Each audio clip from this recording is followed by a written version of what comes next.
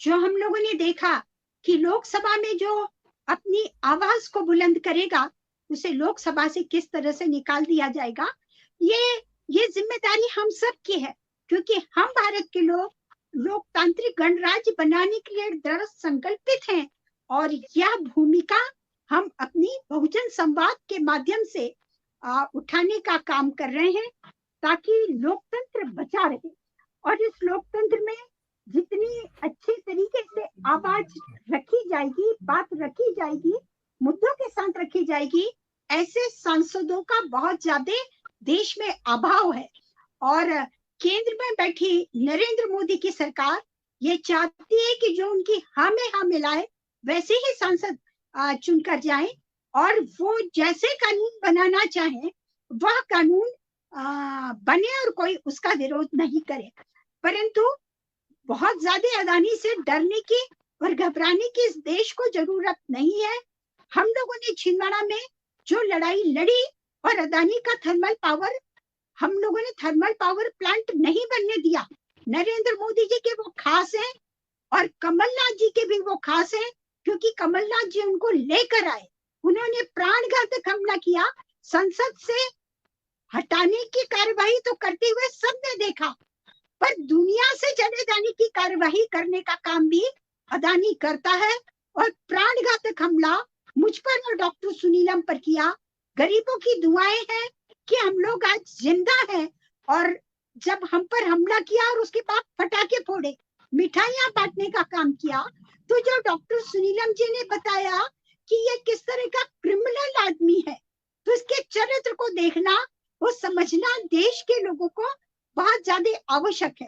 क्योंकि नई पीढ़ी ये सोचती यहाँ है पर कि रोजगार देने का काम यहाँ करते हैं, पर रोजगार देने का काम नहीं है। आप ये देखिए, जो देश का और दुनिया का तीसरे नंबर का उद्योगपति है और वो काम कितने लोगों को दुनिया का दे रहा है, तो 24,000 लोगों को ही सिर्फ उसको रोजगार देने का काम किया है। और टैक्स भी अगर आप देखें तो टैक्स भी सबसे कम देने का काम अदानी का है। अगर सबसे ज्यादा रोजगार अगर कोई देता है तो वो टाटा कंपनी देती है, रतन टाटा की कंपनी देती है। वो सबसे ज्यादा टैक्स पे करने का काम भी टाटा ग्रुप ही करता है। तो इस तरीके के लोगों को समझना बहुत ज्यादा आवश्यक है। ना ये देश को टैक्स दे पा रहे हैं, ना ये देश को रोजगार दे पा रहे हैं, और ना ये देश में आवाज उठाने वालों को संसद में रहने दे पा रहे हैं।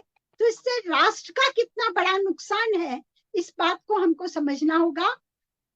चूंकि हमारा समय हो रहा है, आज के हमारे जो मैं इसमें कुछ जोड़ना पैनलिस्ट चाहता हैं, हूँ। जी जी जी जी हाँ जी, मैं ये जोड़ना चाहता हूँ, दर्शकों को बताना चाहता हूँ, जिस हमले का उल्लेख एडवोकेट आराधना भार्गव जी ने किया, उस हमले के अंदर जो हमलावर थे उनको सजा न्यायालय ने देने का काम किया। हालांकि जो सीईओ था अडानी पेज पावर प्रोजेक्ट का, उसको बचा लिया गया, लेकिन बाकी लोगों को सजा दी गई है।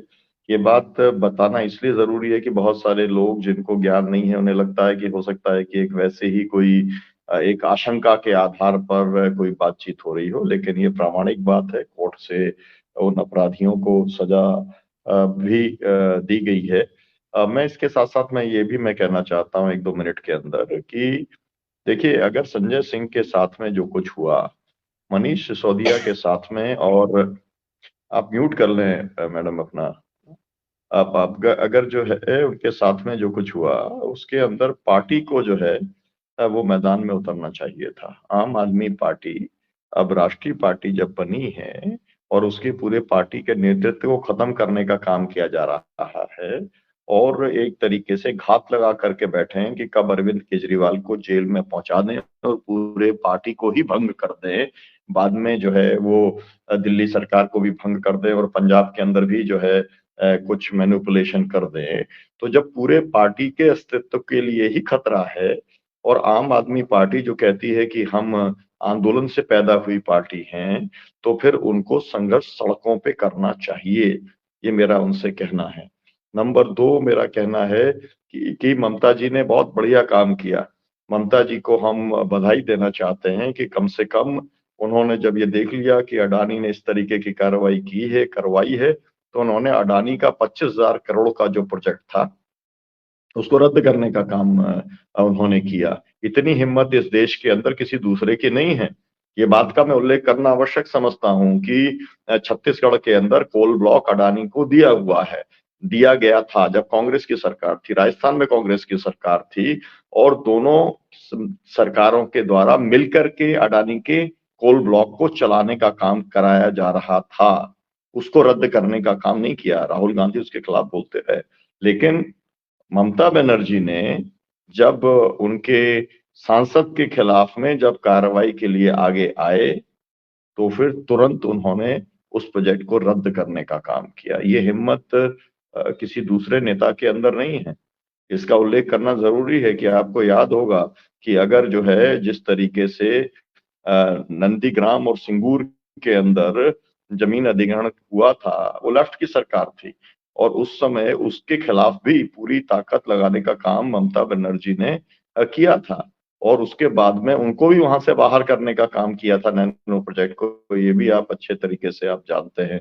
तो ये मेरा कहना यह है, लेकिन उन्होंने कहा और जो बात महुआ मोइत्रा ने की है वो भी सबको ख्याल रखने की जरूरत है। उन्होंने कहा कि मेरी जो अभी उम्र है वो 49 है और मैं अगले 30 साल तक जो है लड़ने का काम करूंगी और बाहर भी लड़ूंगी और संसद के अंदर भी लड़ूंगी मैं। ये वाली बात ममता जी ने भी कही है, लेकिन उनकी पार्टी को भी लड़ते हुए दिखना चाहिए। उनके पास भी बहुत ताकत है, उनके ऊपर भी बहुत जातियां हुई हैं, उनके लोगों को भी बहुत फंसाने का काम हुआ है। उनकी तो आधी पार्टी के ऊपर ही कब्जा कर लिया था। ये बात सभी लोग जानते हैं। जब बंगाल का चुनाव था तो आधी टीएमसी जो है वो भारतीय जनता पार्टी के अंदर शामिल करा ली थी, मतलब जिसे कहते हैं बंदूक की नोक के ऊपर, और बाद में वो सब लोग वापस चले गए टीएमसी के अंदर।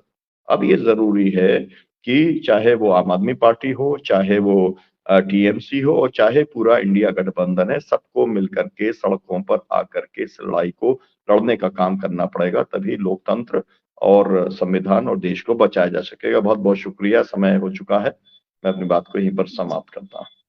समय हो चुका है। आज के हमारे पैनलिस्ट साथी डॉक्टर सुनीलम जी, डॉक्टर आनंद प्रकाश तिवारी जी, प्रेरणा जी, कहकशा प्रवीण जी, भाषा सिंह जी और सुशीला ताई मोड़े, आप सबका आभार। आप इसी तरह बहुजन संवाद का सहयोग करते रहेंगे। कल शाम 6 बजे हम नए विषय के साथ फिर अपने दर्शकों के बीच उपस्थित रहेंगे। तब तक के लिए नमस्कार साथियों।